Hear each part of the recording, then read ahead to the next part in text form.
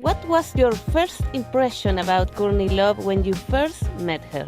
Well, she wasn't actually in her house. She was staying at a hotel in Beverly Hills called the Peninsula Hotel.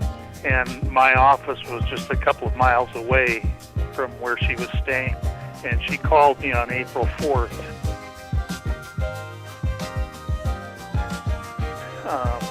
which was a Sunday.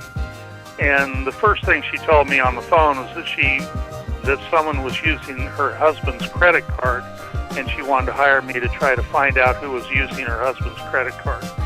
And when I later went to the hotel and met with her in her room, the first thing she said was that wasn't the truth. That's not really why she was hiring me. That she told me that her husband had left a rehab nearby in Marina del Rey, and she wanted to find out where he was. She thought he may have flown back up to Seattle, but she wasn't sure. And so she was hiring me really not to track the credit card, but to locate him himself. The reason she hired me was because she thought they were going to be able to get this job done on Saturday night. And when Kurt disappeared and they couldn't find him, she was desperate, and she called me Sunday morning and hired me to try to locate him. Do you think that Dylan and Callie were implied, of course? I don't believe Dylan had anything to do with it. And the main reason I don't believe that is because Dylan and I spent a lot of time together when I went back up to Seattle. And although Courtney was constantly telling me that Kurt was suicidal and that everybody knows he's going to die, everybody knows he's going to kill himself, she just kept saying that all the time, and she was releasing that kind of information to the press, too. And here I was with Kurt's best friend, the guy that he hung out with the most when he wasn't on tour and wasn't, out playing and performing.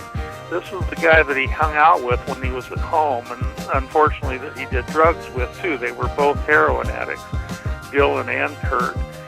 But I spent a lot of time with Dylan, and I would constantly ask him, are you sure, is Kurt suicidal? And Dylan would say adamantly, he would say, no, not at all, he's not suicidal.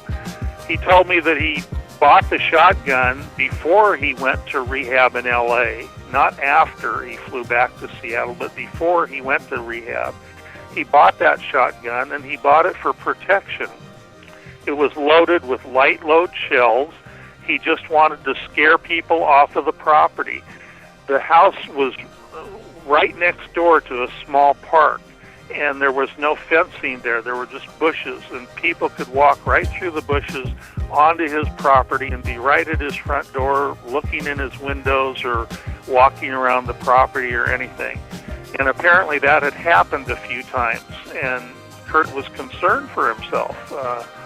He didn't know who was going to be coming around. They hadn't had time to build a fence yet.